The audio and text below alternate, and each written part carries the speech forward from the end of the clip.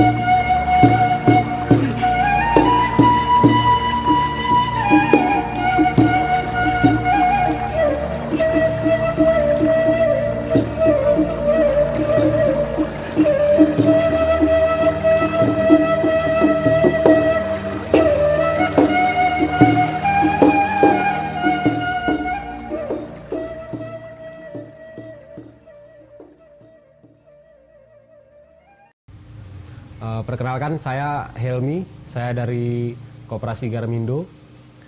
Saya sebagai anak petani sekaligus petani muda fair trade. Saya berasal dari Gayo, Aceh, Bener Meriah, Indonesia. Terlahir di tanah surga ini, saya merasa bersyukur karena dikelilingi oleh salah satu komoditas terbaik di dunia, yaitu kopi Gayo. Wilayah dataran tinggi Gayo terletak di ketinggian 1100 sampai 1800 mdpl dengan suhu 10 sampai 20 derajat Celcius. Berbicara tentang kualitas kopi Gayo, pastinya sudah tidak diragukan lagi. Nah, di samping kita bercerita tentang kualitas, kita juga harus memikirkan keberlanjutan kopi Gayo. Terbukti dengan perubahan iklim yang ada, banyak hama-hama baru yang menyerang kopi itu sendiri, dan ditakutkan ke depannya kopi Gayo tidak lagi semewah kopi Gayo yang dahulu dari segi rasanya. Dilihat dari banyak hama-hama seperti hama penggerek buah, itu sudah mulai naik ke ketinggian 1300, yang dulunya di 1100 hama penggerek ini berkembang. Nah, sekarang dengan perubahan iklim yang sangat drastis, itu menyebabkan penggerek hama ini naik ke ketinggian 1300 mdpl.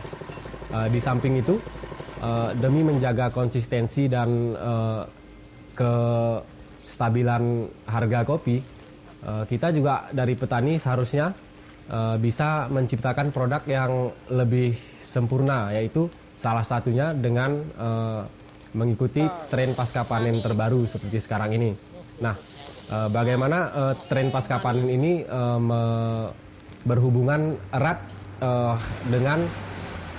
dengan regenerasi petani. Nah, kita ketahui bahwa petani semakin tua dan perkebunan di Gayo ini pastinya nanti akan diwariskan kepada anak petani.